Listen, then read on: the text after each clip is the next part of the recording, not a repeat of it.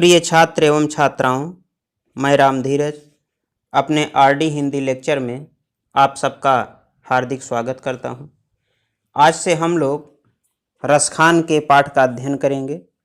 इसके पहले के वीडियो में मैंने रसखान के जीवन परिचय के बारे में बता दिया है।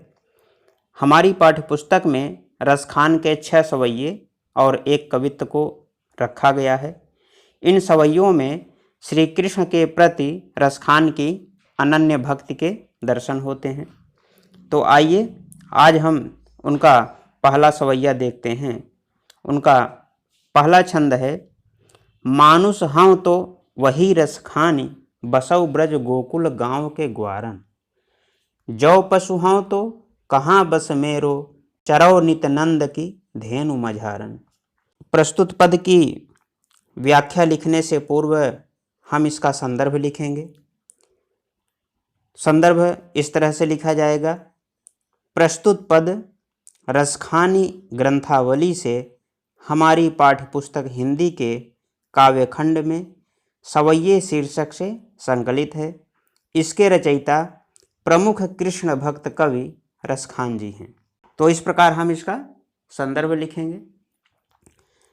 अब आइए इसकी व्याख्या देखते हैं। मानुष, मानुष का अर्थ होता है मनुष्य। नित का मतलब प्रतिदिन। धेनु, धेनु माने गाय। और मझारन, मझारन का मतलब बीच में या मध्य में।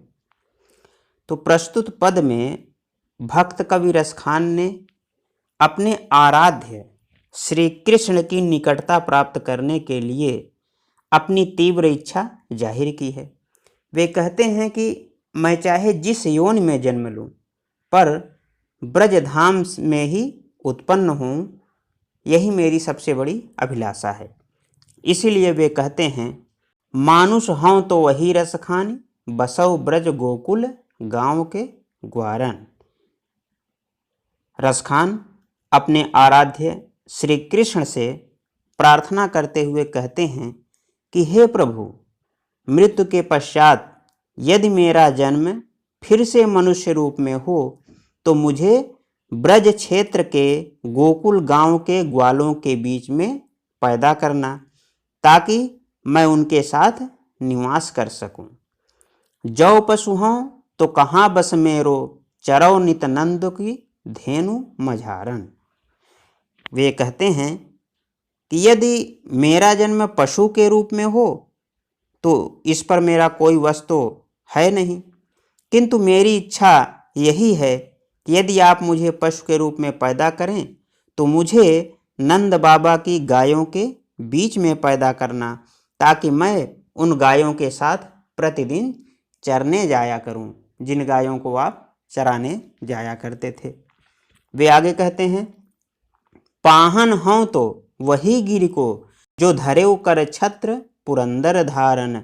जो खग हों तो बसेर करों, मिलिका लिंदी कूल कदम्ब की डारन। पाहन, पाहन का मतलब होता है पत्थर। गिर, गिर माने पर्वत। धरेव, धरेव का मतलब धारण किया। कर, कर माने हाथ। छत्र, छत्र का मतलब छाता। पुरंदर, पुरंदर इंद्र को कहते हैं। अब खग, खग माने पक्षी। बसेरो करों यानी निवास करूं। कालिंदी कूल, कालिंदी यमुना नदी को कहते हैं और कूल का अर्थ होता है किनारा, तो इसका अर्थ हुआ यमुना के किनारे। कवि रसखान आगे कहते हैं कि यदि मेरा जन्म पत्थर के रूप में हो तो हे प्रभु, मुझे उसी गोवर्धन पर्वत का पत्थर बनाना जिसे आपने इंद्र का घमंड चूर करने के लिए तथा गोकुल को प्रलय से बचाने के लिए अपने हाथ की सबसे छोटी उंगली पर छाते की तरह धारण किया था, अर्थात उसे उठा लिया था। हाँ, जो खग हों तो बसेर करो, मिली कालिंदी कूल कदम्ब की डारन। वे कहते हैं कि इस पर तो मेरा कोई बस है नहीं कि मैं क्या बनूंगा, किंतु हे प्रभु, यदि मेरा अगला जन्म किसी पक्षी के रूप में हो तो हे प्रभु, आप मुझे यमुना नदी के किनारे कदम्ब की डालों पर निवास करने वाले पक्षियों के बीच में पैदा करना, ताकि मैं उन पक्षियों के बीच में बसेरा कर सकूं, क्योंकि आप वहीं यमुना के किनारे ग्वाल बालों के संग खेला करते थे। कहने का आशय यह है कि रसखान किसी भी रूप में श्री कृष्ण की समीपता प्राप्त करना चाहते हैं। तो इस प्रकार इसकी व्याख्या पूर्ण होती है। आइए अब हम इसके काव्य सौंदर्य को देखते हैं। काव्य सौंदर्य में प्रथम बिंदु है, प्रस्तुत पद में कवि रसखान ने ब्रजभूमि के प्रति असीम अनुराग को प्रदर्शित किया है। वे अगले जन्म में कृष्ण की प्रिय वस्तुओं, यहाँ तक कि गोकुल के निर्जीव पत्थर तक के रूप में जन्म लेना चाहते हैं।